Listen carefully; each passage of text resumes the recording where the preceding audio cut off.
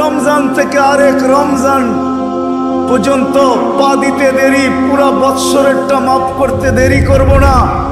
আল্লাহকে যদি বলি তারপরেও যদি কিছু থেকে যায়, তা তুই মনে হয় ভালো মতে দেখিসই নাই, রহমতের পরেরটাই তো মাগফিরাত 10 দিন, ওটায় পুরা মাপ, কিছু থাকতেই দিব না।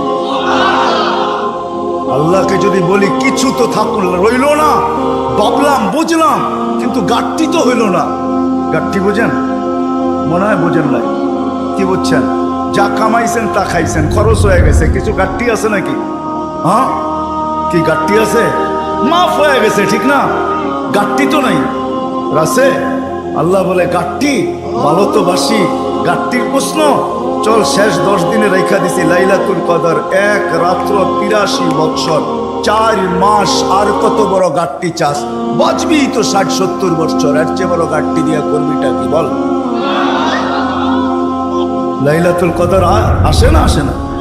হ্যাঁ, বুঝাইতে পারলাম?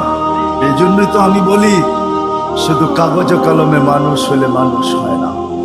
যদি হইতো তাহলে 2টা চিত্র দেখাইছিলাম, যে মা বাবা এত কষ্ট করার পরেও সন্তান কোনোদিন বৃদ্ধাশ্রমে রেখা আসত না। সন্তান কোনোদিন মা বাবার সাথে বড় বড় চোখ দেখাইত না, মা বাবার সাথে কোনোদিন চিৎকার দিয়া কথা বলতো না, চোখে চোখ রেখা কোনোদিন বলতো না।